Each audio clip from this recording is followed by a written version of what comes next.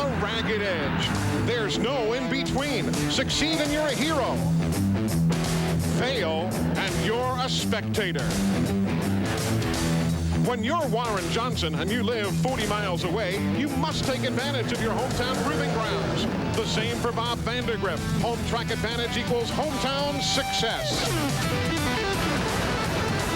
Today, Georgia is on our minds for NHRA Winston Drag Racing.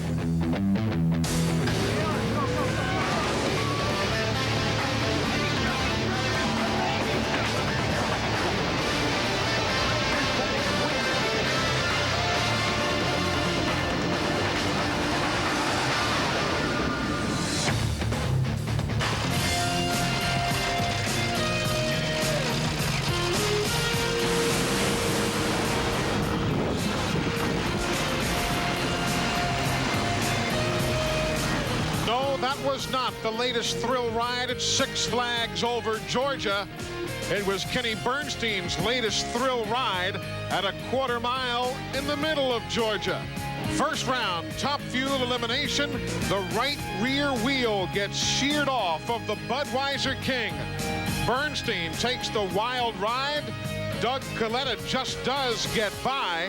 Yes, Kenny's just fine, but it was one of the stranger rides that Louis the Lizard has ever taken in his wild career. It's been that kind of a day here at the Atlanta Dragway. You never know what to expect.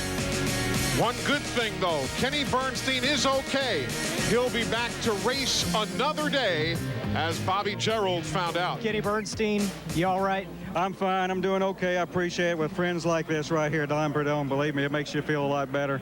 Tough break for the Bud King. Sheared the rear wheel off. I didn't know what happened earlier, but that's what took place. That's just one of those accidents that happen. And Don and I have been down this street a lot of times together, and it's great to have him here with me.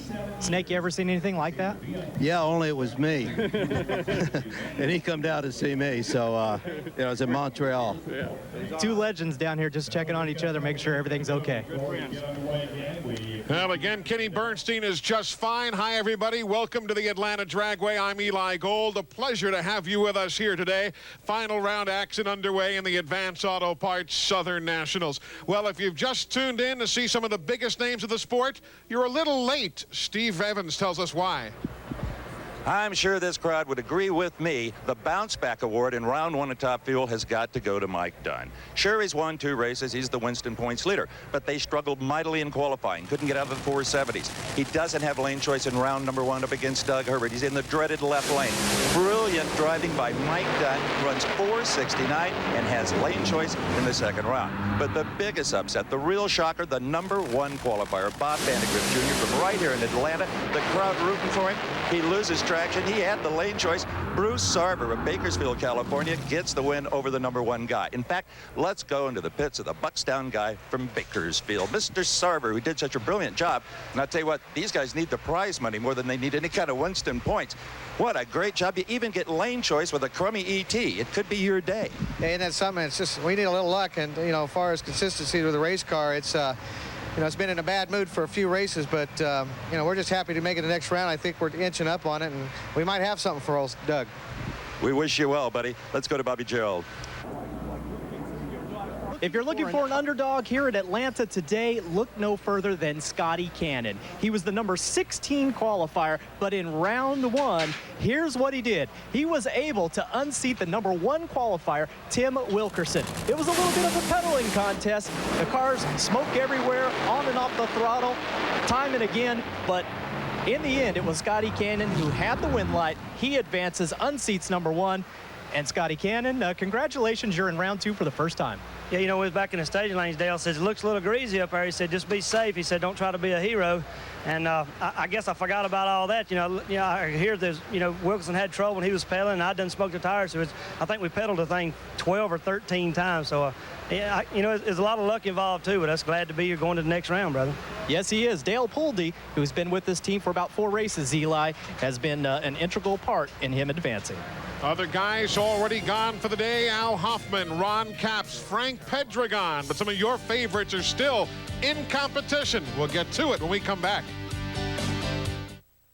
GTX, the motor oil that provides maximum protection. Castrol GTX. Drive hard. Welcome back, everybody. We are set for round number 2 of Top Fuel Eliminator. Doug Coletta, Bruce Sarver, Tony Schumacher, and Eddie Hill on that side of the ladder advancing. On the other side, Dunn, Parks, and a good matchup, Joe Amato and Gary Scelzi.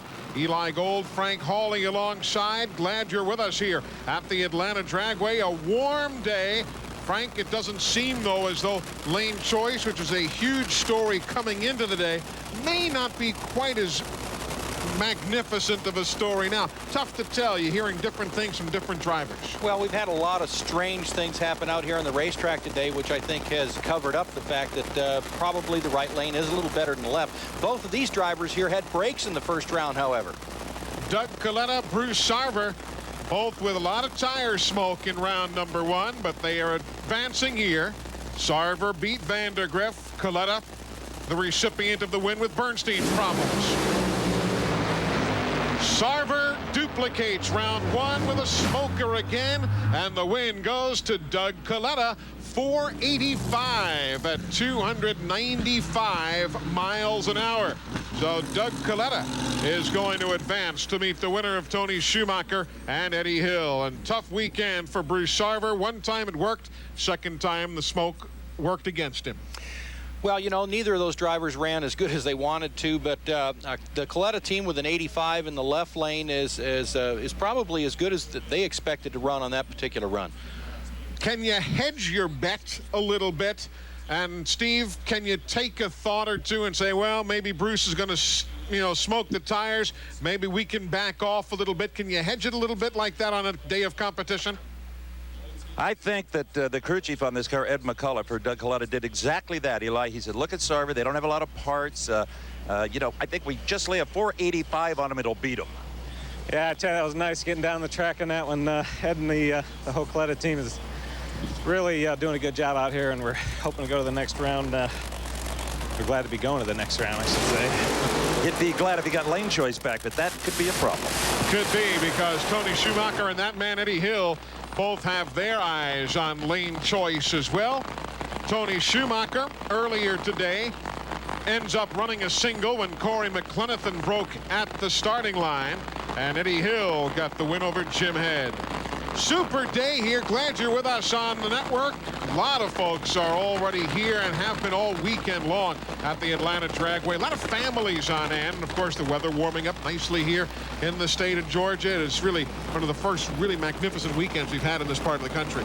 Well, NHRA drag racing is really, as you mentioned, a family sport. You're allowed to get down into the pit area, get right up, meet the drivers. I was down there this morning. A lot of the drivers standing out, talking to especially the kids. All these guys love the kids that come up, signing autographs and T-shirts. My daughter Elise spent time with Eddie and Ercie Hill this weekend, but more importantly with their dog Hot Dog. She was spending time playing with the four-legged member of the Hill family. Hot Dog loves everyone. And Hot Dog does love everybody, indeed so. Let's see what happens. There's the 330-mile-an-hour man, Tony Schumacher. Phoenix, Arizona earlier this year turned that magnificent run. And Eddie Hill, the veteran at age 62. Hill with the reaction time. Hill is going to get the job done as Schumacher lets that blower belt go, hazed the tires, and the whole package falls Eddie Hill's way. 473, 311 miles an hour for Eddie Hill. A super run. Welcome back, everybody. There you see the Top Fuel point standings entering action here this weekend. Larry Dixon already gone. Schumacher is gone right now. There you see Mike Dunn, the #1 man in points, showing the way as he is set to go to work here at the Atlanta Dragway. That's the burnout for Randy Parks. The Fluke Biden decal Top Fueler.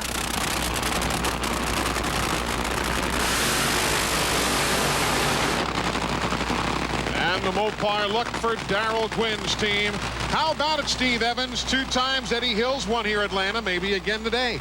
And understand that Eddie Hill not only drives the car, he tunes it as well, and that was a nice shot. A 473 is about what you wanted. That's pretty close, yeah. I was wanting just to maybe a tick more than that, but on the other end, I didn't want to get greedy. I didn't want to beat the yellow car, and so we got us another round win. Good deal. Looking forward to the semis. Great job.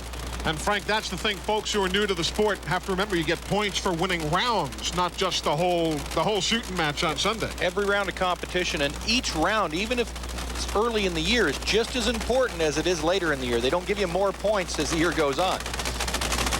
Let's see what happens here with Mike Dunn. 57-point lead over Dixon in the points, with Dixon already gone here today. 8 career Top Fuel wins. Now, Mike was laid off the starting line. A poor reaction time in the first round. We'll see if he can pick it up in this round.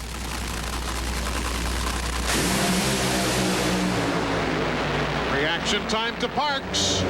Oh, with a big old blowout there at the finish. And the win to Dunn at 469. 301 miles an hour. Looked like a costly run for Randy Parks. A lot of parts going up with that explosion. Yeah, every time you have a fire, you know, it might not be a broken connecting rod, but it certainly is a lot of oil. It's not usually a fuel fire. It's an oil fire. It gets on the hot exhaust system, and it went out just as quickly as it happened. Watch it again here. Reaction time to Parks. Mike Dunn's lucky that he's got that horsepower today produced by Ken Veeney, because he's getting left on the starting line. And watch here. Boom. This is why they have rear engine dragsters. The drivers used to actually sit between the rear wheels behind that engine. That's what I started racing in. And I'll tell you, when you watch a fire like this, now I remember why they went to rear engine dragsters. We can thank Don Big Daddy Garlitz for that innovation. Indeed so. Otherwise would have been a big face full of flame. Bobby Gerald? We're working very good for you so far today. It'll be either Selzy or Amato in the next one. Well, we did pretty good. Gotta admit, we did pretty good. We went up in one of those deals where you do what you try and do. You gotta know that the whole dang crew did a good job. Well, congratulations to you. We'll see you in the next round. Thank you very much. Down there at the far end of the track. Meanwhile, Steve Evans is with the driver.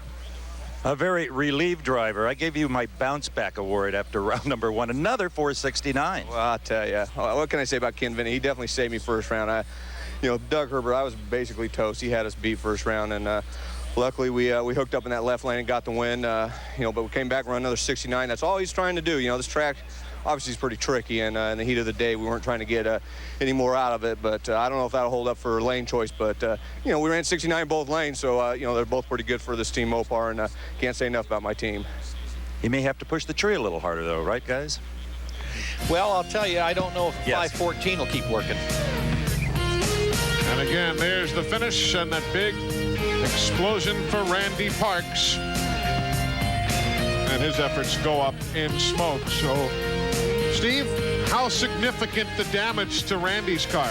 Well, we'll ask Randy himself. And one more time, we thank Big Daddy Don Garlitz for putting the motor behind the driver. Yeah, it's one of those things. It's just a stupid little hose for the crankcase ventilation that came off and started to get some oil on the tires. It was probably out there smoking the tires. All that fire you saw was just oil spraying out of the engine. But hey, we were giving that Mopar team everything we had, and we're not going to let these guys get off easy. Good news, no major damage. That is certainly good news. He'll be back to race again at Englishtown, New Jersey in 1 week's time. When we come back, Joe Amato and Gary Selzy next to grace your screen. Stick around. Round matchup, Joe Amato, Gary Selzy. I asked Selzy's crew chief Alan Johnson the other day, I said, what have you been doing since Richmond? That we rebuilt the clutch again, ran a whole bunch of computer models. That's he in the foreground. He said, we've really worked on the levers on this 5-disc clutch. I said, Gary Selzy, what have you done since Richmond, the last race? He said, I shot a 111 on Thursday. He said, I shot a 90 on Friday. I said, Well, he's improving then. He is doing just that. That is Joe Amato. Joe is on the near side, far side Selzy. We are at the Atlanta Dragway, second round eliminations. As advertised, good run, give it to Team Winston. Selzy at a 465, 307 miles an hour. It looks like that work on the golf course paid off for Selzy. Not to mention Alan Johnson and the guys doing the work on that 5-disc clutch. Indeed, applaud yourself, Gary. Job well done. Super effort for Big Red, as they call it. Team Winston. See a little raw. It comes out of the header pipes, nothing to be concerned about. But the fans here have seen just some outstanding racing here at the Atlanta Dragway. Glad you're with us on Speed Vision today. There you see the semifinal matchups coming up a bit later on. Eddie Hill with Lane Choice over that young whippersnapper Doug Coletta. And Mike Dunn will send Gary Scelzi to the left lane. I'm guessing, but it's a somewhat educated guess, one would say. That's coming up a bit later on. Welcome in again, everybody. I'm Eli Gold, alongside his two-time funny car champion, Frank Hawley. Solid run right there. You got to like the veterans going at it head-to-head. Well, it looked great. You know, the track, a lot of the drivers earlier in the week were complaining that the traction wasn't too good, but we're seeing some solid 460 runs at over 300 miles an hour in the top fuel cars, and that kind of performance no one can complain about. Funny cars are upcoming. How do they handle the track versus how the top fuelers do? Well, it's a little more difficult for the funny cars because the shorter wheelbase takes a lot of the weight off the rear wheels and puts it on the front wheels, and it's that traction that they so desperately need down the track. So when they get to past half track down towards about 1,000 feet, the funny cars have a very difficult time in maintaining traction, and you'll see them smoking the tires, and they're very difficult to drive down there when they do that. Down there is at the far end. That's where Steve Evans is with Big Red, Gary Scelzi. Gary, if you could only hit your 3-wood as well as you drive one of these cars, you might be on the Pro Tour. A beautiful 65. Yeah, you know what? It's getting pretty hot out here, but Team Winston, Alan Johnson, he's making those Matco tools turning things in the right direction, and we're going to need it because it ain't getting any easier today. The sun's coming out, and got our fingers crossed. I'm tired of trying to be good. I just want to be lucky. I can't imagine he'll lose lane choice with a 465. You wouldn't think so. Here's Scotty Cannon.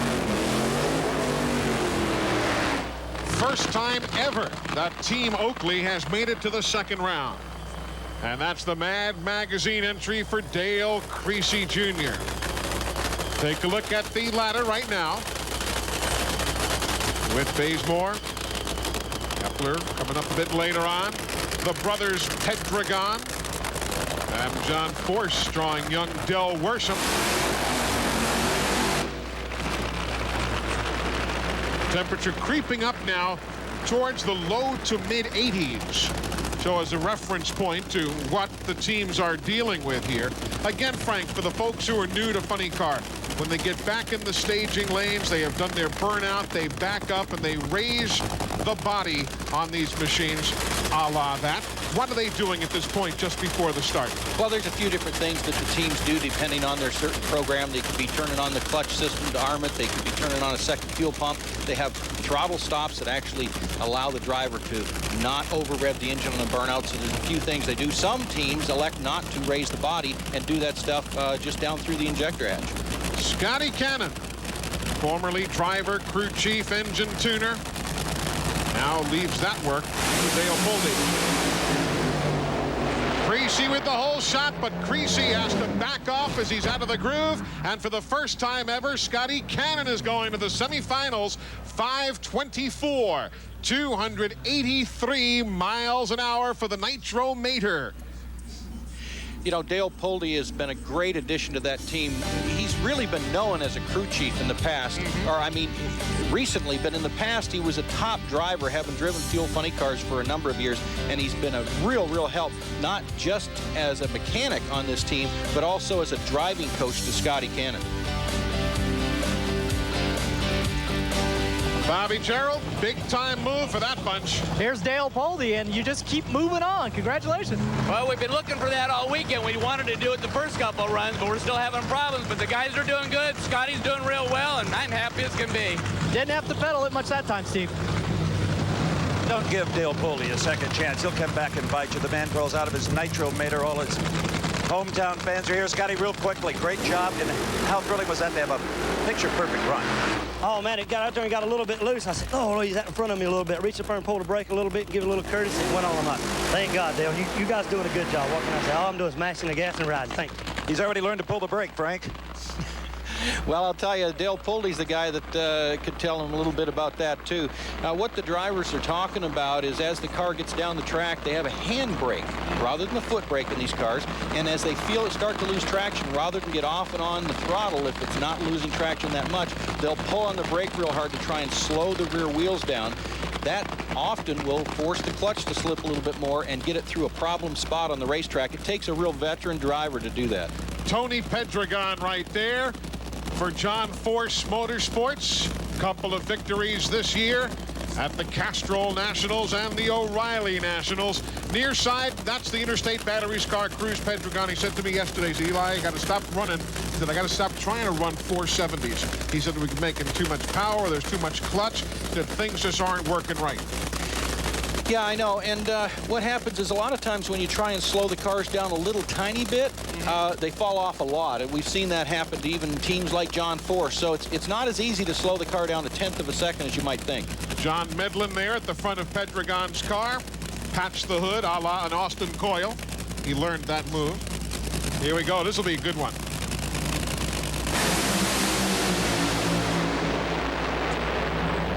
Good one. Cruz slows down, and Tony advances with a 5:10, 262 miles an hour. So Tony Pedregon carries the family name on towards the semis. More coming up. We'll be back in a moment.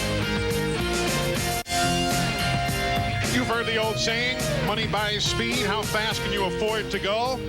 Well, John Force can afford to go awfully fast. They were telling me about Johnny Stamper on that staff there.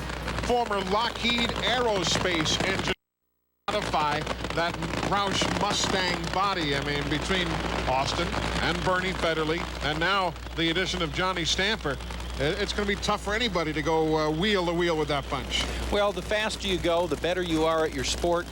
The more difficult it is to increase your performance. You got to find it somewhere. Look how good John Force has been. Only lost 2 rounds this year. He lost at Pomona to Del Worsham. Lost to Corey Lee a couple of weeks back in Richmond. Or actually in Dallas, I correct myself.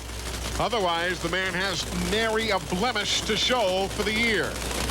As we are on board the Castrol Mustang. That's the kind of dominance the team's had for about a decade now, and a lot of that, of course, is due to his crew chief, Austin Coyle. Del Worsham near side. John Force across the way.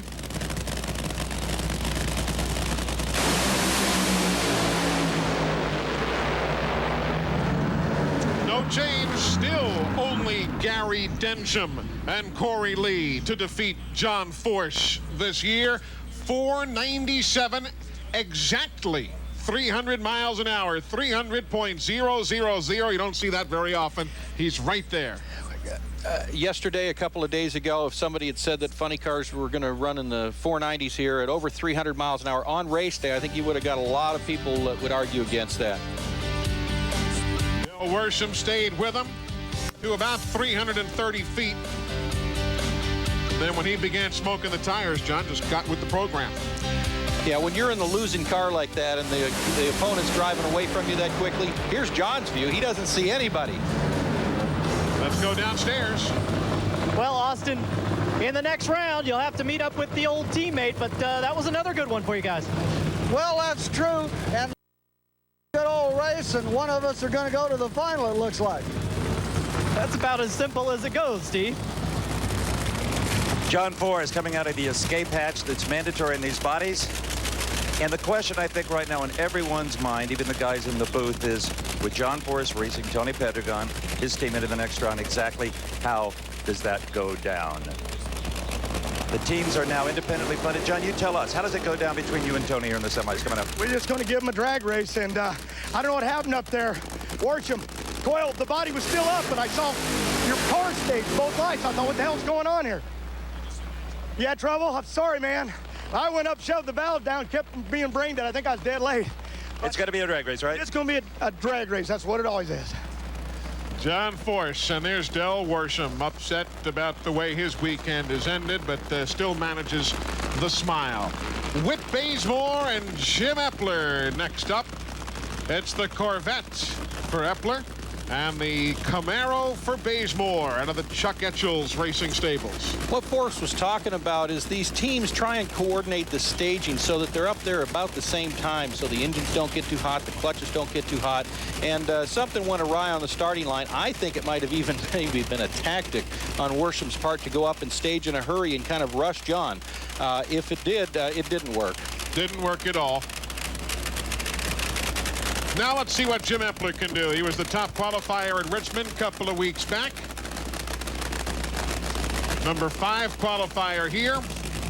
They say this Corvette body is going to be really good. We'll find out if it's good as Force's Mustang right now in that right lane. There's Chuck Etchells in the foreground. He'll watch but not listen.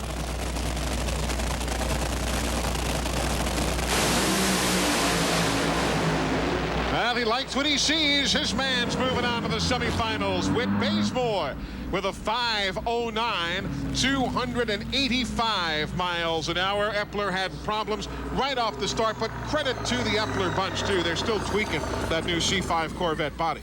Yeah, and certainly when they have problems down early like that, it's nothing to do with the aerodynamics of the body. That's all clutch and tires and chassis. Lots more coming up. Folks are going to grab a breath of fresh air. We will return in a moment.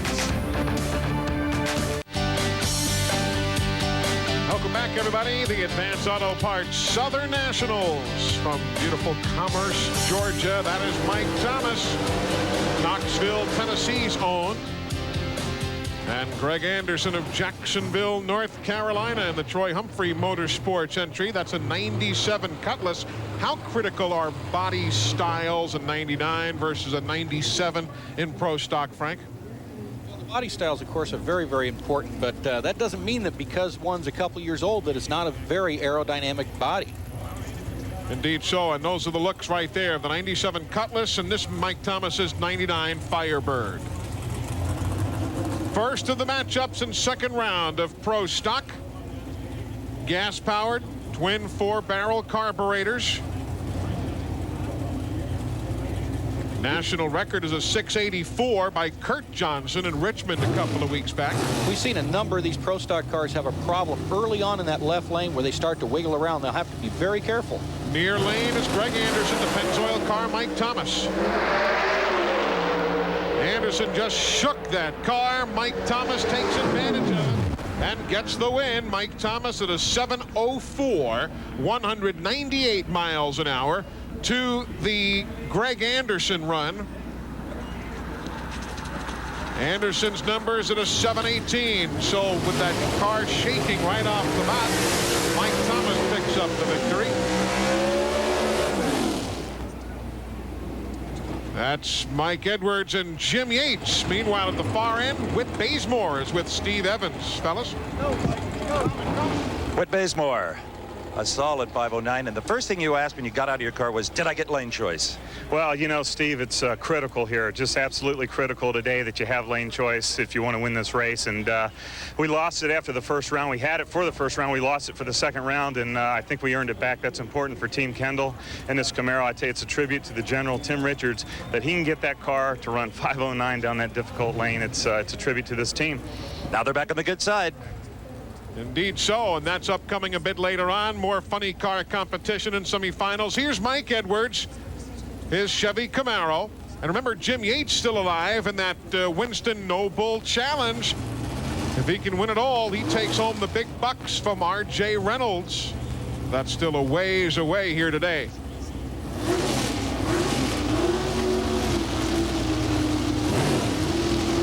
And a little of that staging game going on.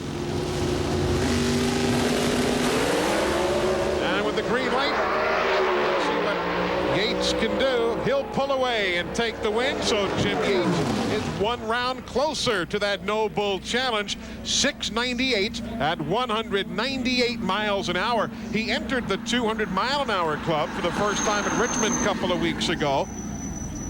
Only Warren Johnson has been in that vicinity here this weekend. And this afternoon, it'll probably be hard to go 200 miles an hour.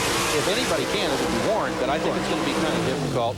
and they probably won't be trying to get real aggressive to get the right lane, simply because they might be a little bit concerned with the fact that if they get aggressive and cause a problem, they're going to give it to the guy on the left side of the track. And right now, especially for the pro stocks and especially early on the race course, it looks like it is a great advantage to have the right side.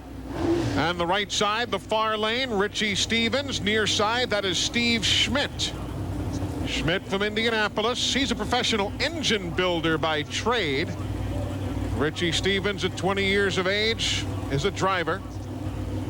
And again, they're just helping get some of that smoke from the burnout out of the driver's compartment. They've got roll cages and window nets and everything, and the driver can't really reach that door to open it. That's why they have the crew come up and do it for them. And Schmidt in the near lane, Stevens in the far lane.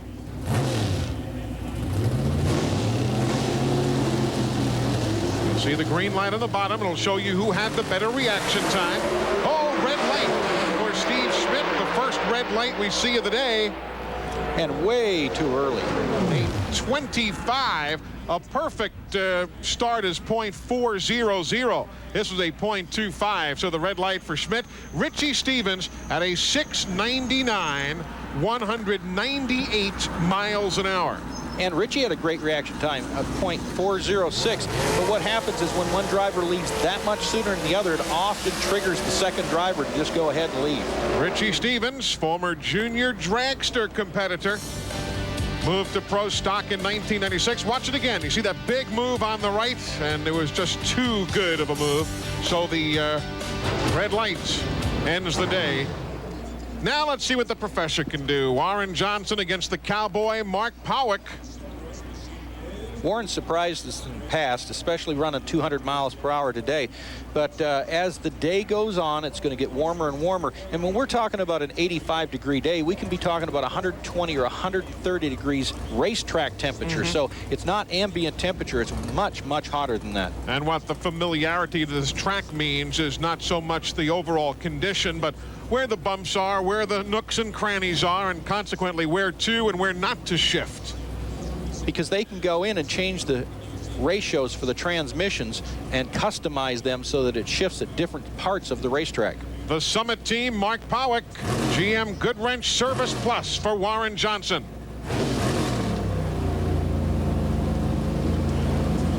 Warren Johnson never wants to pull in stage first, and his competitors always want him to. So this is what results in these little battles. Good start.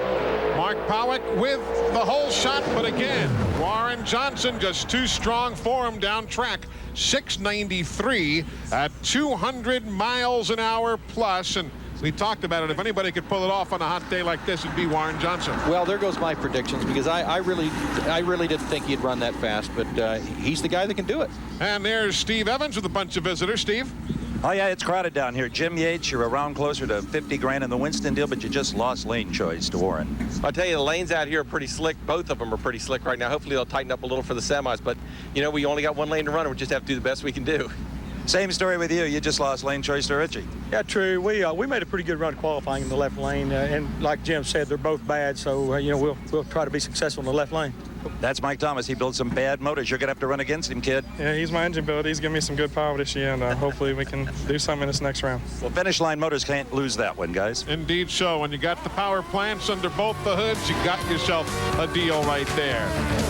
So let's take a look at semifinals. That's going to be a good one right there. If Jim Yates wants that 50 grand, he's going to have to hustle. Maybe it'll be a whole shot win. Who knows? Richie Stevens and Mike Thomas. More coming up from Atlanta in a moment.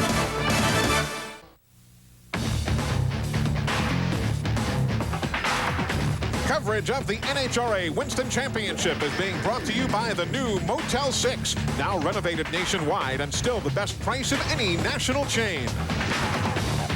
And by Advance Auto Parts, the best part is our people. Back at the Atlanta Dragway at the 19th annual Advance Auto Parts Southern Nationals. We're in the pit right now of Doug Kalitta, who is getting ready for a semifinal matchup with Eddie Hill. But Doug, let's go back to the first round, because everybody's talking about the ride that Kenny Bernstein had, but you had to do some evasive maneuver in there. Yeah, it was like the back in the sprint car days. seeing people wrecking and trying to avoid it, but our car, when it left the line, it smoked the tires right away, so we didn't have a lot of speed going right at the beginning, and once we, I seen him coming and had plenty of time to maneuver around him, so it's pretty fortunate. If you hadn't smoked the tires, you'd have been right there. Most likely. And, I guess it's a lucky day for, so hopefully we can take this thing to the final and win this thing now after that. Well, Eddie Hill has been running awfully strong, and Steve Evans is standing by with the man from Texas. Thank you, Bobby. Inside the big yellow Pennzoil trailer, lots of tools, lots of toolboxes, lots of crew people, but at the very front is what I like to call Eddie Hill's war room, and you're fixing to go to war with Doug Coletta. Now, the crew just brought you in a whole tray of spark plugs here. What do these tell you? Well, in this particular case, it tells me I need to lean out number 4 a little bit because she's a little on the fat side, and it dropped before it got to the end. Still ran 311 mile an hour. I hope we can keep it alive on 8 all the way to the end and get top speed of the meet. And you pick up numbers off the computer and dictate them to Ursi, and she writes them down in the book. Yep, that's it. That's the way it works, and hopefully we see where we can step on it a little bit and try to do that. Well, let's hope they can step on it and do it. Okay, Eli? Steve, thanks a lot. It's amazing, Frank Hawley, to think here's a guy in his 60s racing all these younger guys. They're resting. He's working because he's also the crew chief, and he's helping the engine tuner and all. How does he pull it off? Well, he's just really good. As you said, most of the drivers now go in and rest in their lounges and relax a little bit between rounds while the crew chiefs and the mechanics are taking care of the cars. But Eddie does both tasks, and he's obviously very, very good at both of them. He does it awfully well. Talking about young guys, Bobby Gerald has caught up with Scotty Cannon in the pits, fellas. Dale Poldy is the commander right now for Scotty Cannon's team, and they are in uncharted territory at this point.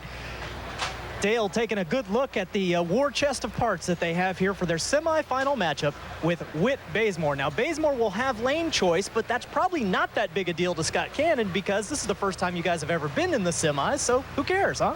Well, running out to a funny car, these things are so unpredictable, and the track's a little bit greasy, so, lane choice isn't going to make a bunch of difference either, so we lost that. But, like you say, it's new for us. I mean, we hadn't been around all year, and here we are in the semis, so anything can happen. Last time I was a little bit late on the tree, but I want to step that up. Just going to have to be just get sharper on our game. A big day for Scotty Cannon and his team, and Steve Evans, I think they're really starting to believe as each round goes by.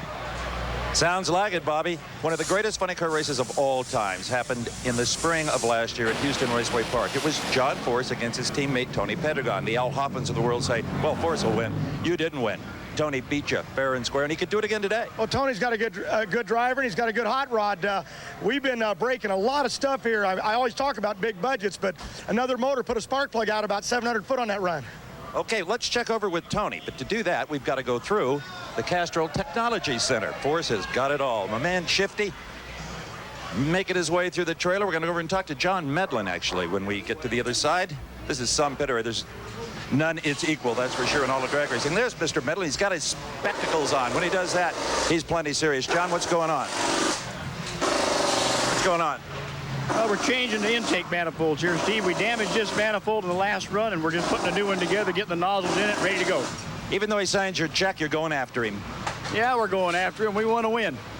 And with Tony at the wheel, that's entirely possible. Stay with us, everybody. We'll have the result when we come back to Atlanta Dragway for the Advanced Auto Stores Southern Nationals. Eli Gold, we'll be right back. Matt Hines, front and center. Time to go. Semifinal racing in Pro Stock Motorcycles. Very popular series in the National Hot Rod Association.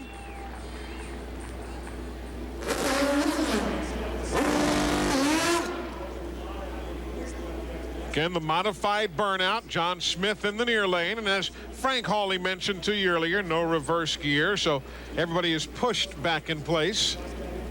And carefully so that they can line that motorcycle up in the proper groove. Now, if you think about it, the cars have one place that they can go because there's 2 tire tracks, whereas the motorcycle racers can either choose the inside or the outside track in either the near or the far lane. Matt, the defending champion of this event. He's won 2 consecutive titles, 20 career wins. Perfect 4.0 reaction time. And the win at at 7:29, 185 miles an hour. I mean perfecto on the reaction time. The problem with that 400 reaction time was 1/1000th away from a red light. And I said earlier in the day he had some 4.0 lights, a 4:07 light, I believe, and it's just way too close. He's coming too close to giving up a round of eliminations via a red light. That's too fast. With all that said and done, he's going to the finals. Well, he's going to the finals, but I'll tell you something. That's going to worry him when he sees that on the ET slip. It really is. There you see the margin of victory at the finish line. And the head-on look, Steve Evans, perfect indeed. He won't have to wait to see his time slip. I'm going to tell you, you almost gave that one away with a 4:00 light. Tell you what, we added some great lights at Dallas and a 4:03 in the first round, and I'm doing everything I can just to pop the clutch, and bike's reacting great. May have to back it down a little bit. Tony Mullen now in the near lane, number 5 qualifier. Angel Sealing across the way, the number 1 qualifier again, as has been the case for the last 4 events. Semi-final run. Angel pulls away. Give the win to Team Winston, 7:30, 187 miles an hour. Well, I don't think you had to be an Einstein to predict a Heinz-Sealing final, and it's going to be just that, Frank. Well, yeah, and these two have raced each other a lot in the past. They're both champions. They're both looking at trying to move forward this year into the Winston Point standings, and this is going to be an opportunity for one of them to get a little bit of an edge on the other. Mullen, even shy of half track, just didn't have the get up and go. This is really a case of horsepower here, where you see them at half track, and one bike is just clearly pulling out in front of the other. George Bryce and that Star Racing group have certainly got a lot of horsepower on their motorcycle. Back to Steve Areno. Well, thank you, Eli. I always hate to give a pretty woman bad news, but you just lost lane choice. You're going to be in that left lane. You know it. I know it. Matt Hines knows it. Yeah, I know. That left lane's not as good as the right, but hopefully we can tune up the Suzuki a little bit more. That one was my fault. Short shifted the 2-3 shift again. I'm going to start telling myself this is easy. This is not hard. This is easy. I can do this. This is easy. That's what Frank Hawley tells his students. Tell me about the bumps in the left lane. Did they affect you as much as they do the Pro Stock cars? There's a little bit somewhere around the 3rd gear where we shift in the 3rd gear. There's a couple of bumps that make you hit the rev limiter. Sometimes it cuts off a little bit of your time. Hopefully I can cut a good light and just go straight down through there, shift on time, and it's easy. We can do this. That's what Frank Hawley tells him. Don't think too much, right, Frank? Well, I'll tell you, sometimes thinking too much can get you in trouble, but Angel's been doing a great job. She has been doing a great job. Hope you're going to stay with us. We've got more coming up. Lots of racing yet to unfold here in Hot Atlanta. 2 are the Pro Stocks. The Kid, Richie Stevens, against the Pennzoil machine of Mike Thomas. 46 years of age against that guy who's only 20. All right, what's the break here, Frank? Where does experience overcome equipment or youthful exuberance? What's the break-even point in this deal? Well, I think that a lot of it, and I'm not taking anything away from the drivers, but these are both skilled drivers up there, even though Richie's only been at it for a few years. His youth and lack of experience maybe balance out a little bit. Mike Thomas has been at it for quite some time, but what we're looking at right now is more the drivers have to concentrate on 0 mistakes. Don't do anything spectacular. You can't make the car go any faster than it's capable of going, but just go to the starting line, concentrate, trying to calm down, and don't make any mistakes. And the rest of it's going to be up to the setup of the car, and that was already done back in the pit area. Pennzoil team on the right, that's Mike Thomas. That is Richie Stevens, who was the runner-up a couple of weeks ago when Alan Johnson pulled off his first win at the Virginia Motorsports Park. Stevens 7th in points. Thomas nearest to you, 16th in points. Semifinals, they're staged, at least Stevens is. Thomas taking his time. Here we go. Red light for Thomas. Red light for Thomas, and it's a freebie, and Stevens not even going to race him. No, he showed way early on the run. I didn't see anything go particularly wrong with the car. He might have got a break. It'd be interesting to find out whether he had a problem and that forced him to shut it down, or he said, hey, let's just not force the issue here. We've got the automatic W. In any event, Richie Stevens is the first of the finalists to have advanced. And let's watch him closely in that left-hand lane. Yeah, earlier we saw a lot of the Pro Stock cars having difficulty early on the track, but it was always in the lane nearest us. Not real sure what happened to Richie Stevens. Normally the driver would go ahead and run it all the way down there, trying to get lane choice in the next round of eliminations. Certainly we'll hear from Steve Evans in just a moment or so and find out exactly what, if any, the problem was. Now we've got a good veteran matchup. That is Warren Johnson, #1 in the program. #2 in points against Jim Yates, going for the No Bull Challenge. Steve, what's the deal down there with Richie? I'm about to find out. Richie, you want it, but why would you shut it off? I mean, lane choice is so critical. It shook so bad out there. I got out there my second gear and it just shook, and I couldn't go through with it. I just got lucky in my red light, and I'm grateful for that. The valve spark guard, it just shook so bad I couldn't go through with it. A wise decision for such a youthful driver. Kept it off the wall. Indeed so that answers that.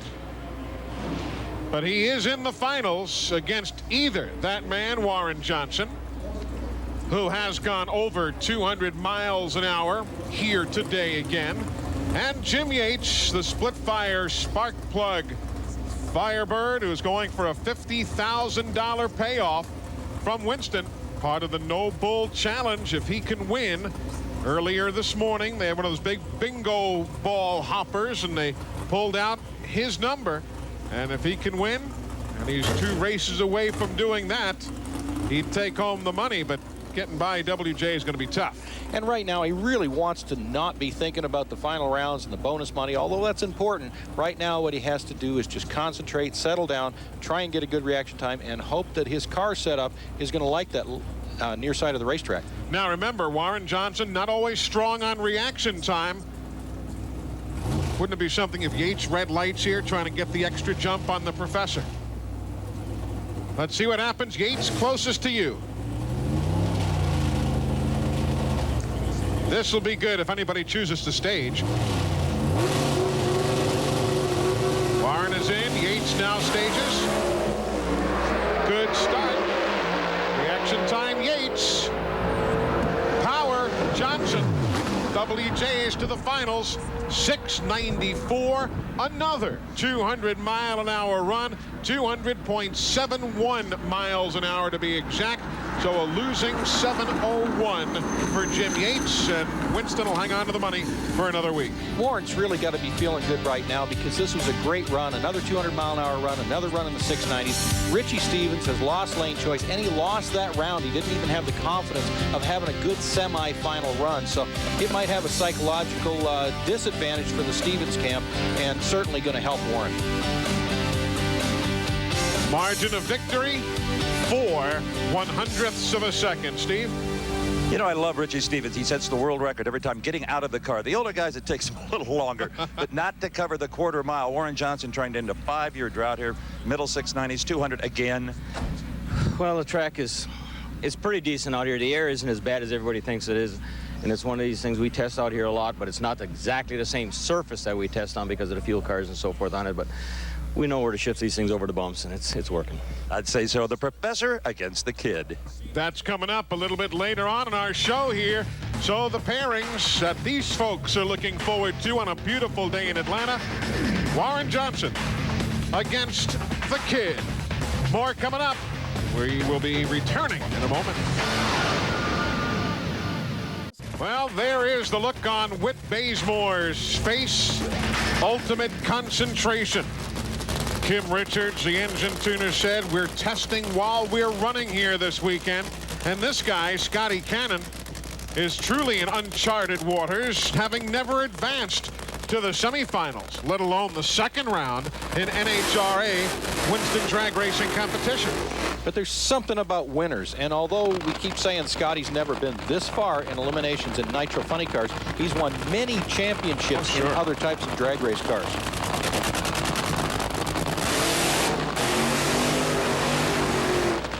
Can you imagine the Earth might shake off its axis if Scotty Cannon and John Force met in the finals. I think that could be a show in itself. I would believe so. Yeah, it would be something, but we're kind of putting the horse and buggy ahead of one another here. Whit Bazemore took over the driving chores from Chuck Etchells, who after Pomona late last season said, time to turn things over to a different guy. Whit brought with him some sponsorship backing at that time from the folks at Turtle Wax, and it's been a good operation. #1 qualifier at Gainesville. They've had some major engine damage at times this year. The backside pistons have been problematic. Not here this weekend. That is Scotty Cannon. In the near lane, the Kendall car, Whit Bazemore, for a chance to advance to the finals in Atlanta.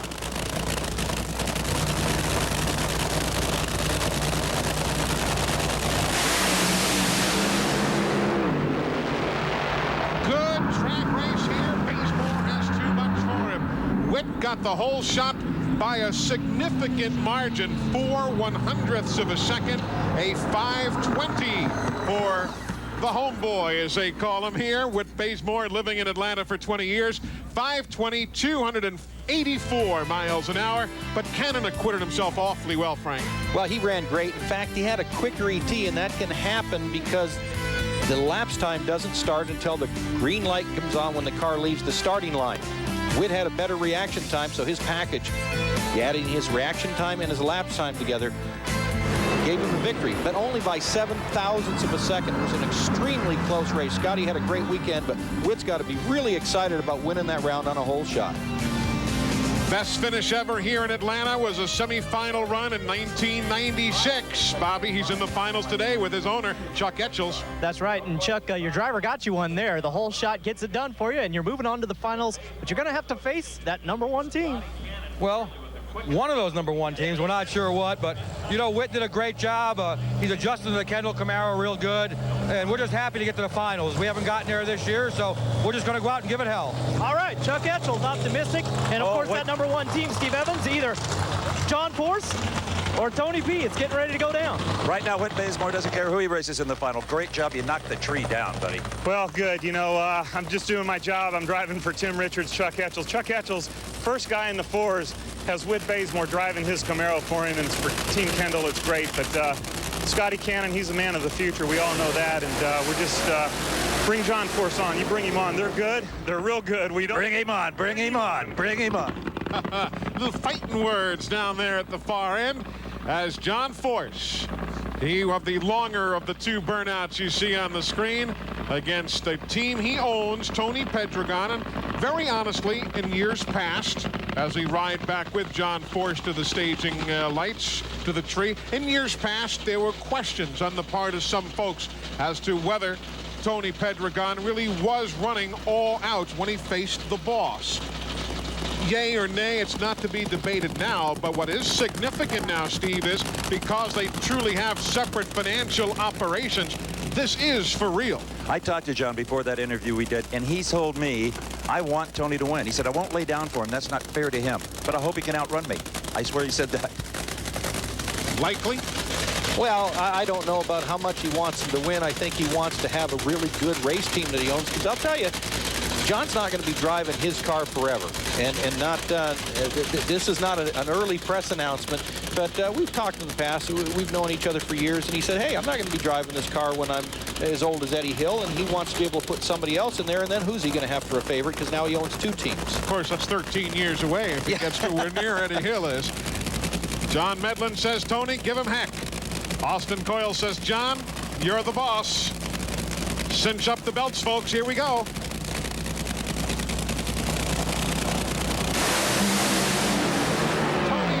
Him after the hole shot. John Force to the finals against Whit Bazemore, 492, 300.40 miles an hour.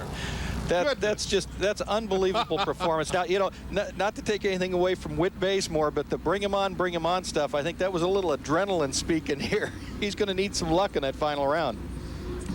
John Force pulls down another W. And you can see Medlin and the guys, they got after it. They tried to speed it up a little bit, lost traction initially. That's just a setup on the car. Austin and the boys over there on the far side of the track had the car running You know, it's perfectly. kind of like shooting a basketball against a tall guy. The guy might not block the shot, but he'll force you to change trajectory on the shot. Steve, same thing here. You got to do something different sometimes to beat John Force, and it rarely works. Well, that was the quickest elapsed time of the entire event. They heard some pieces to do it. But, John, it was a great run. Whit Bazemore says, bring him on. Well, you're coming. Well, Brett, that's what he always says. Can't even remember his name. What did Tony run? He smoked the tires. Got loose out there. Well, he had to push it in that lane, and what this hot rod run? Low elapsed time of the event, 94. Well, she's good. She's good. Old Mustang's doing her deal. The way she's breaking motors, though, she got to run some action, sell some action collectibles so we can pay for some of this stuff. But we're excited. We put forward another final. He couldn't break even if he wins the race. Poor John having to wonder where his next meal is coming from. It's unfortunate. You hate to see that kind of penury. Whit Bazemore, John Force, little later on. That'll be the final in Funny Cars. Should be a dandy. Bring him on.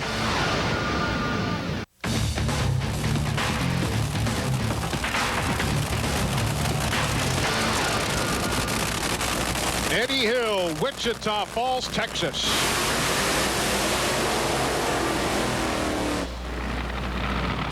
Doug Coletta, Ypsilanti, Michigan. One guy's 34, that's Coletta. One guy's 62, that's Hill. I don't think this age deal bothers him. I honestly don't. He's having a great time, loves what he's doing. Can't beat it. He acts like he's, half the time like he's 12. Well, I think maybe the rest of us could take a lesson from that. He's just getting on with life and enjoying himself. He and Ursi, his wife, traveling the world as motorsports ambassadors. There's Ursi there. Always make sure that car goes right back in the tire tracks. You know, the courage she must have to have watched him race drag boats for years and flip upside down, and watch him race these top fuel cars and flip upside down and catch on fire and do all that stuff. The wives that put up with this, I think their husbands having this as an occupation deserve a lot of credit. Ursi is a great lady. You're right, all the ladies in motorsports, truly the case.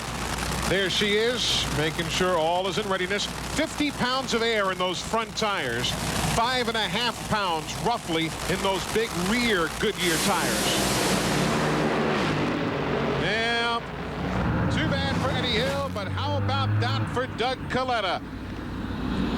He is going to the finals with a 481. The Kitty Hawk machine at 297. A lot to be said for consistency. Earlier in the day, I think when we saw a bunch of the 460s showing up and during qualifying, we wouldn't have guessed a car running high 70s and low 80s would have made it into the final round. But that's all it took here. As you can see, Eddie Hill took off down the racetrack and smoked the tires. Bob, Ursi watched it, but I dare say didn't like what she saw, huh? Well, probably not, but I have to say, Ursi, overall, I think when you guys step back and look at the big picture this weekend, it's been a lot better than some of the other weekends this season. Yeah, the car stepped up, and it was running really good. I don't know what happened out there right then because we didn't change that much stuff, but we'll be back in Englishtown. The Pennzoil Matco Tools Top Fuel Dragster is definitely there. All right, Ursi, thank you very much. Steve Evans? A very encouraging weekend for the Hills. Now, Doug Coletta is licensed to fly a 747. Today, he's flying a stealth fuel car, just kind of sneaking through the field at these 480s. Yeah, I tell you, it's Ed and all the guys, Connie Coletta sponsoring this thing, the motorsports. It's just amazing. We made it to the final with this thing. We're hoping for good things. We've kind of struggled here at Atlanta over the years. At least, last year for me and then the team over the years. So we're hoping to win. I think there's a lot more in this car if they need it. You mentioned Connie Coletta. Conrad is his uncle. Of course, not here this weekend in the round of 16, though he was on hand here trying to go. And Connie hasn't gotten past the first round at all this year. And if you're just joining us along the way, he lost, Connie did, to Joe Amato earlier in the day. There you see Darrell Gwynn. Still so much a major part of this sport, even after his devastating injuries suffered across the pond in London, England, as part of an exhibition run. Owns the Mike Dunn Mopar Dragster, and Gary Scelzi, Team Winston, the Hadman chassis against the McKinney car for Mike Dunn.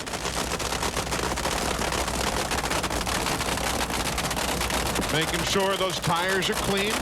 Yeah, a lot of times there's small bits of debris that can be picked up on the surface of the tire that's hot and sticky when they back up from the burnout, and the crew members will go up and just wipe that debris off the tires. Last second adjustments. The winner is in the finals. The loser goes home. Good drag race. Give the win to Selzy. 470 to a 472. 298 miles an hour. Dunn was there. Selzy gets the win by an eyelash. That's the kind of drag racing we like to come and see. Side by side, good reaction times. Both drivers had almost exactly the same reaction time to the starting lights. The cars were dead even at the 8th mile, 3:13 and 3:13 at just about the same speed, but the Selzy car pulled forward just near the finish line. So Gary Selzy and Doug Coletta are in the finals. 14/100ths of a second the win, and Alan Johnson says, all right. Bobby. Alan Johnson says exactly that. He says, all right, because you're in the finals once again. Tell me about that run. Well, we were really trying to be conservative there. You know, we know that the right lane could possibly be a little better than the left, and we just wanted to make sure we didn't make any mistakes and not beat ourselves, and that's what we did, and we're going to the final. All right, congratulations. Gary Selzy moving on. He will face Doug Coletta, and that's going to be a good one. It is going to be a battle. Who do you like in that one? Let's not predict. We're not good at that anyway. Steve, who do you like? I'm not predicting either. Gary Selzy, you came in here bleeding after a first-round loss 2 weeks ago. Got a transfusion now. Yeah, I'll tell you what, Team Winston murdered one on that run, and it's hard to hold that pedal down when it gets close to that lights and you know she's dead.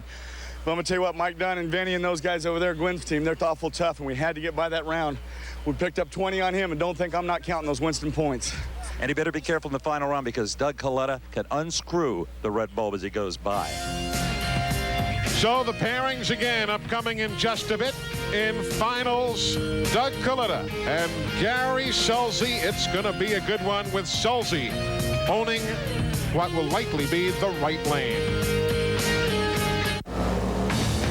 Pro Stock Truck semifinals. Mark Osborne to the near side. Tim Freeman in the far lane. Good side-by-side battle down the stretch. Osborne. Mark Osborne pulls out the win. 771, 175 miles an hour. I guess not to be surprised the way he's been running this year, Frank. Yeah, 0.12 of a second quicker on the starting line makes a big difference. I think a lot of that pro stock car experience is starting to pay off for him in the trucks. He wanted to run a 14-race schedule instead of the 22 in pro stock. That's why he's gone to trucks. Now the second of our semifinals getting set to go in a series that really has been wide open at times. Craig Eaton right there on the near lane.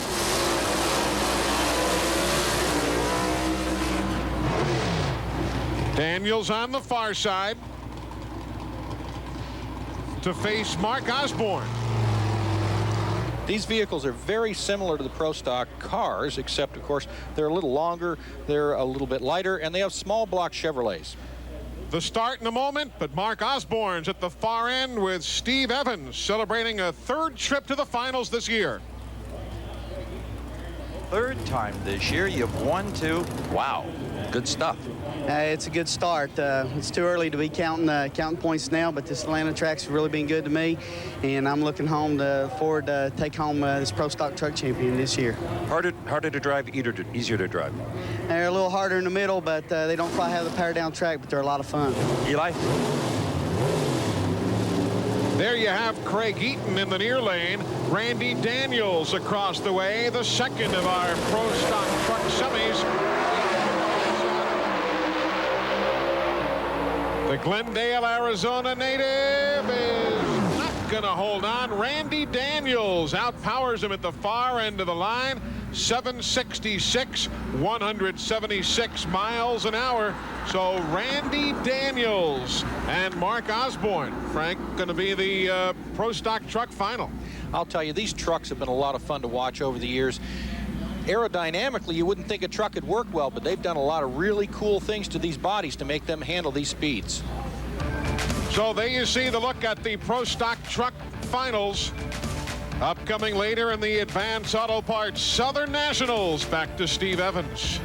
Randy Daniels just unbuckling and inside his Chevy S10 truck with a super long wheelbase. Remember, these trucks are 21 inches longer in wheelbase than a Pro Stock car, which gives them completely different handling qualities. But one thing this man did was handle himself right into lane choice in the 760s. Randy, great job. All right, thanks.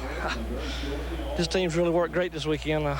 Everybody's been a big part of this thing. It's not been the driver. I've sure not done a very good job, but this thing's run fast. They do indeed. He finished number 8 in the world last year. Eli looking to improve. Right now he is 5th in points through the first events of the year as he moves on to the finals. Lots more coming up from Atlanta. Don't you dare touch your remotes. We're back in just a moment. Times, and I know Bazemore, we've been talking about it all weekend. This is a return home for him here in Atlanta. How big would it be for you guys to just go ahead and do what you always do and get another win? Well, you know, back in '96, we won 13 races. You know, we've got a good start going this season. You know, we hope that we can win more than that this year. And, you know, we just got to treat every race like it's the most important one there is. And we're just keep hammering away, and hopefully good luck will be with us. In your maintenance going on right now before the final round, what exactly are the guys working on? Well, we're changing all the pistons, which is a normal thing. The motor's staying in the car. We put a new clutch pack in it. We put plastic in the supercharger. We put new valves in the cylinder heads, check the valve springs, just our standard routine stuff, and hopefully she'll just come back the same as it was before, and it's been good to us so far. And that's the winning combination, the winning recipe for Austin Coyle and John Force. We wish you good luck in the finals. Well, thanks a lot. I only wish my wife was here to watch this. She hadn't been to many races this year. Austin Coyle, the master tuner again for John Force, Eli. Thanks, Bobby and Lisa. We hope you're watching and enjoying the coverage today from here in Atlanta. What's the deal, Frank, with Whit Bazemore? He didn't just throw down the gauntlet. He threw down about service for 12. What's going on here? Well, I'll tell you, Whit's such a serious competitor, and when he says he doesn't like John Force, I'll tell you, if anybody that knows John Force loves him. He's a great competitor. Really quite a bright guy, even though he acts like kind of a goof out there sometimes. I saw John Force yesterday when traffic was tight coming out of the racetrack. He was sitting in traffic going somewhere. He was out signing autographs with the Georgia State Troopers. They were laughing. They said, get back in your car and drive. And they were laughing at the same time. Sure. Well, what I think Whit Bazemore doesn't like is he doesn't like John winning all the time. Let's now head down to the Pro Stock pit area, guys. Well, Eli, the competition is always eyeballing Warren Johnson's Goodwrench Pontiac, looking for a speed secret. Is it that spoiler? Is it the rear suspension? Could it be the Juicy Fruit chewing gum holder? What is the deal with that, WJ? Well, when you had a stoppage in the action, oil downs, accidents, or anything like that, I just kind of relax chewing gum. But this has been a pretty clean race. Not a lot of Juicy Fruit's been consumed. Absolutely. I have to commend the field racers. As of late, they've been doing an excellent job as far as keeping the oil downs to the minimum. Got that kid in the final. Oh, he's going to be tough, I guarantee you that. It's going to be a good one. The professor and the kid, Bobby Gerald. And the kid, of course, is Richie Stevens, who in that last run, maybe a little bit of a psychological disadvantage because you didn't really get to make a run. It shook and you had to shut it down. Yeah, we had to shut it down. We were trying to shoot for lane choice to get in the finals, but we had to shut it down. Thank God that Mike red lighted because we'd have lost the race, but we got to face Warren here in the finals. This is his home track, and he's got lane choice on us, but we're going to do our best to get down that left lane and hopefully pick up a win. Good luck to you. Thank you. Eli? We'll all find out shortly whether the man from Georgia can keep the crown here at home. We're back to the Atlanta Dragway right after this.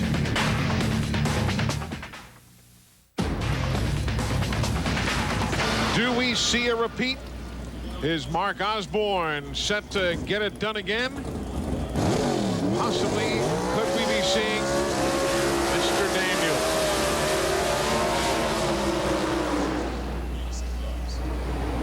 Experience means what, Frank Hawley, in running in final rounds?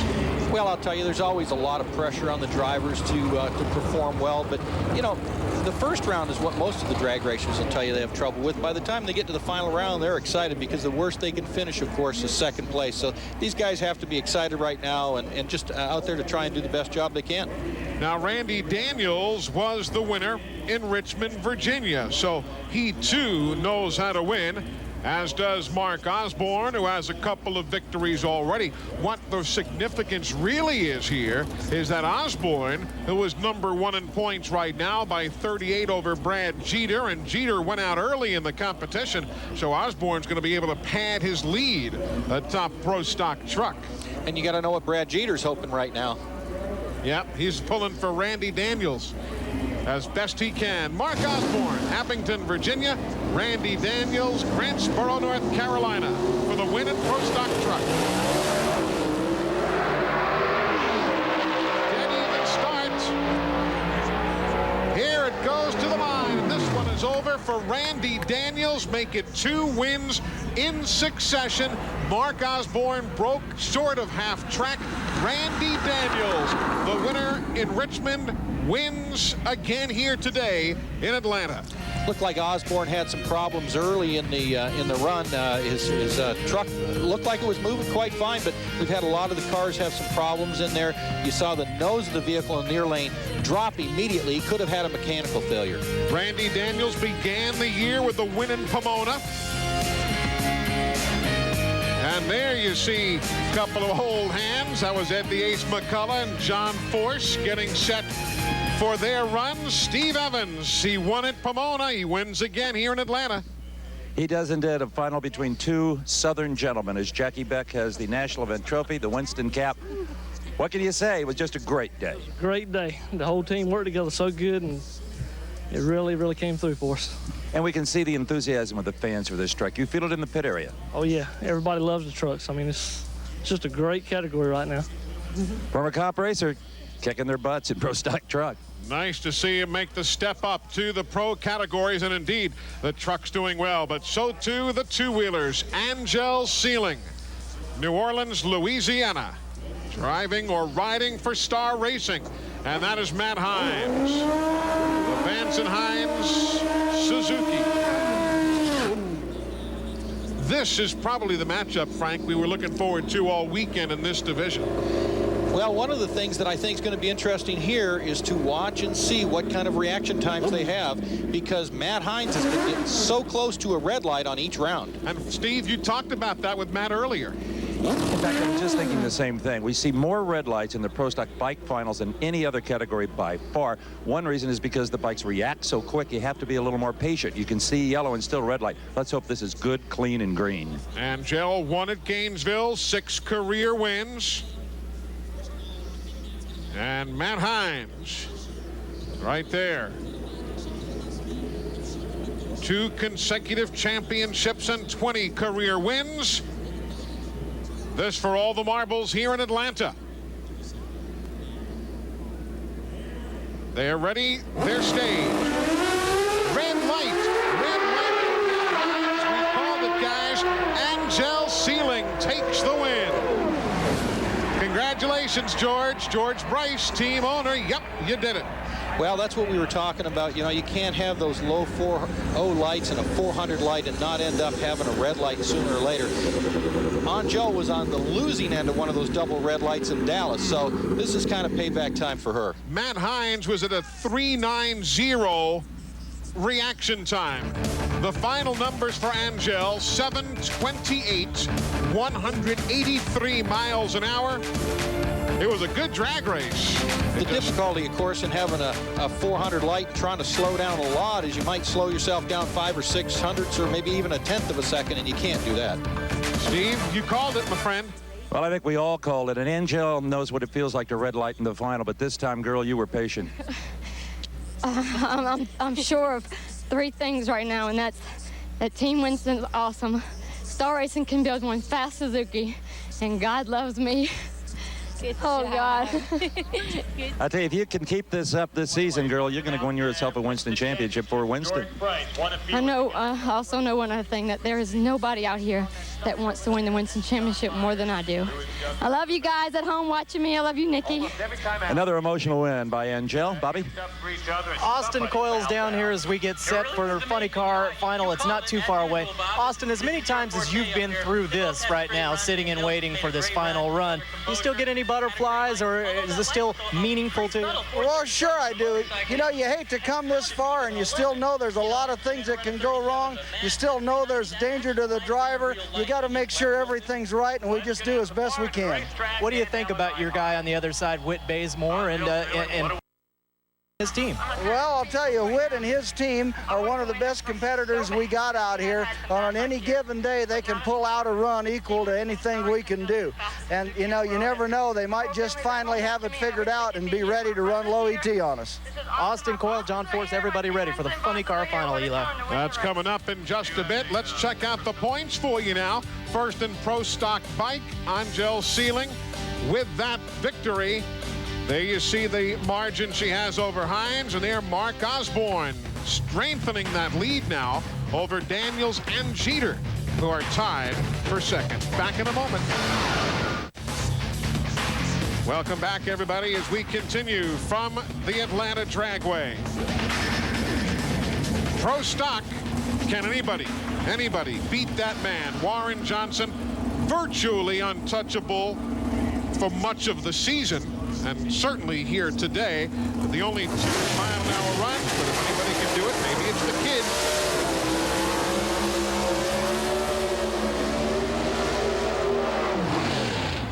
Richie Stevens in the near lane, Warren Johnson in the far. Well, Richie's been driving really well. He's got some pretty good reaction times. The car's working well on the starting line. Warren is kind of hot and cold on the starting line reaction times, but if he does pull one off, often it's in the final.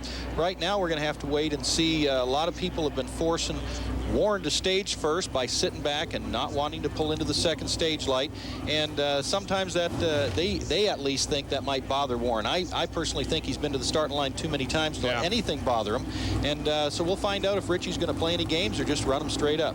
From Sugar Hill, Georgia, just about 40 miles down the road, and Richie Stevens, runner-up to Alan Johnson in Richmond a couple of weeks back, and Warren Johnson, who's won more than most anybody else in this business.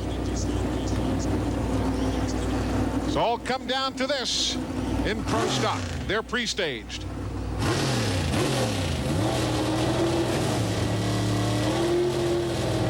Waiting for the staging light from Warren. Richie stages first.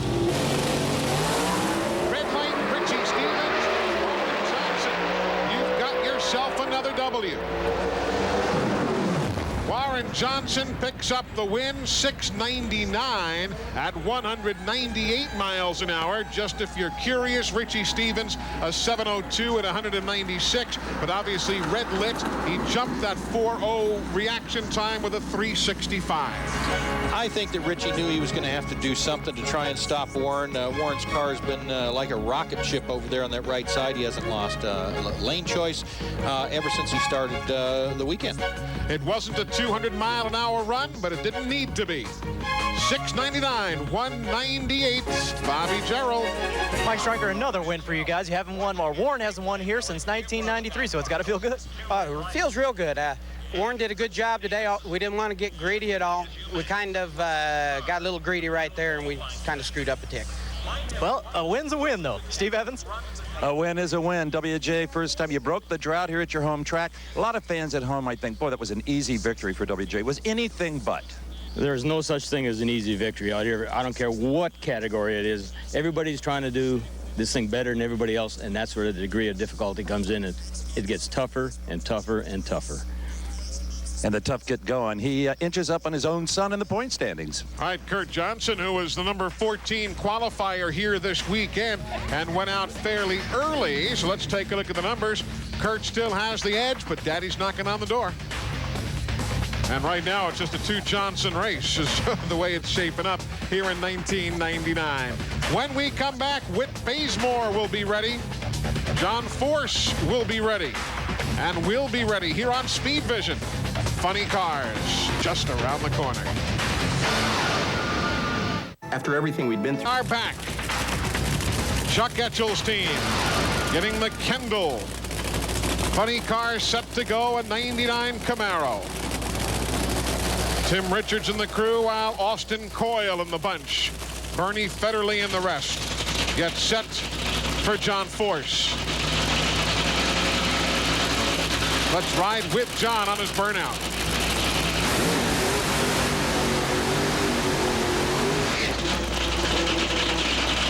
Does that camera over-exaggerate the bumps and the shaking that a driver feels? And I'm not relating it to the racetrack, just the whole sensory experience. No, it actually softens it. It's way worse in the car. Is it really? Well, we're going to find out.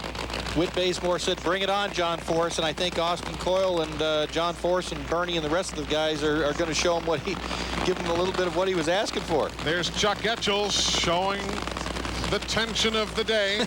And a little smile. I saw that, Chuck. Thank you.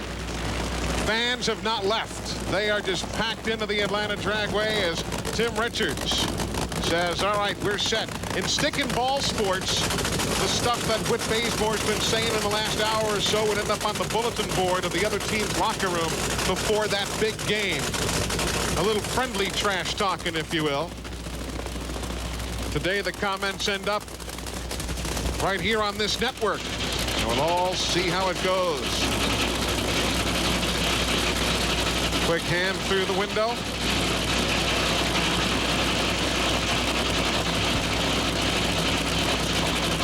Austin Coyle lines his man up.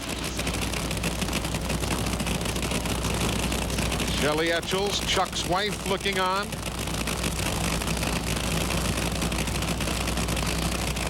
Maybe the race of the day for the win in funny car. Who's going to stage first? Whit. Starts. Bazemore. Is he there? No. John Force, though Bazemore had the whole shot. Force, look at the numbers, 5:14. 283 miles an hour. Not the best runs of the weekend, but enough to get the W from Whit Bazemore, who settles for a 5:18 at 280 miles an hour. John Force and that whole motorsports entry of his keeping the clean sweep alive. Either he or his co-owned car, Tony Pedregon, winning everything in '99. Well, I'll tell you, I think they're glad they won, but that's a terrifying run for them to run in the middle teens at only 280. Whit almost got down there and caught him. 1/1000th of a second, folks. When you factor all the numbers in, that was the margin of victory.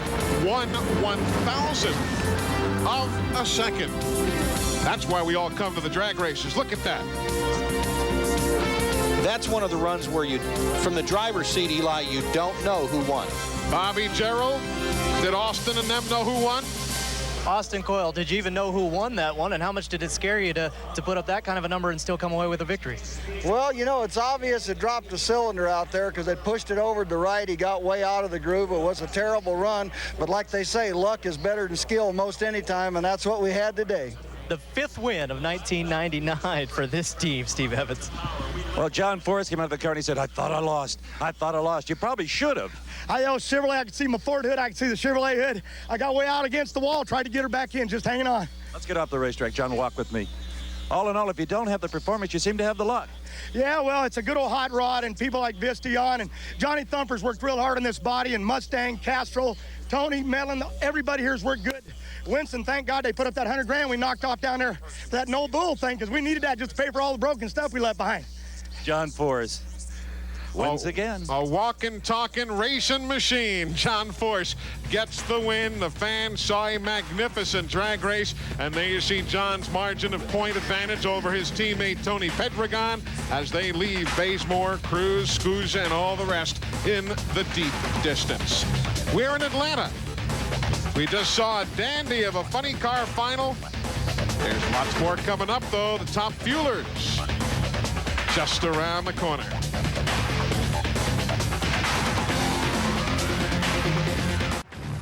Coverage of the NHRA Winston Championship is being brought to you by Mopar. Parts for Chrysler, Plymouth, Dodge, and Jeep vehicles and the dealerships that sell and install them. That's the Mopar difference. And by Hooters Restaurants. Delightfully tacky, yet unrefined. Welcome back, everybody, with Frank Hawley, Bobby Gerald, Steve Evans, Eli Gold here. We're down to the final run of the day. Doug Coletta, Gary Scelzi to settle it in top fuel.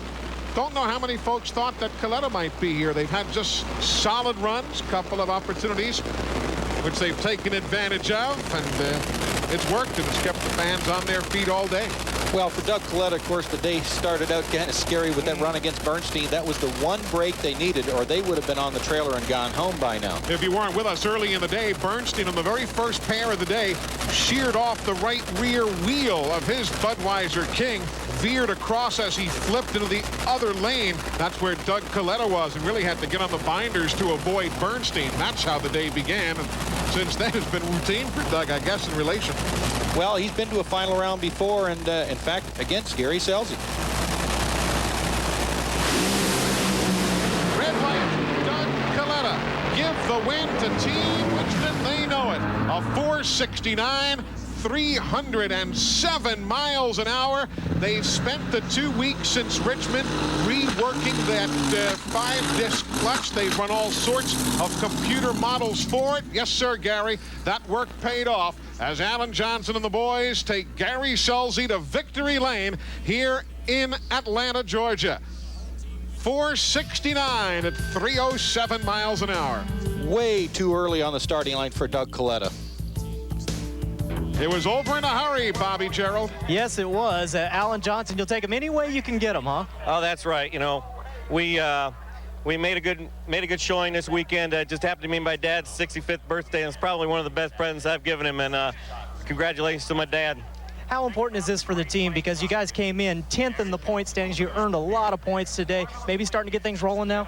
Well, you know, we have struggled with some new combinations, and we worked real hard the last few races, and sometimes they just don't go that smoothly. But it looks like it's coming together here. I just hope it can work on the good tracks when we get to Englishtown and so forth. Congratulations to you, Alan.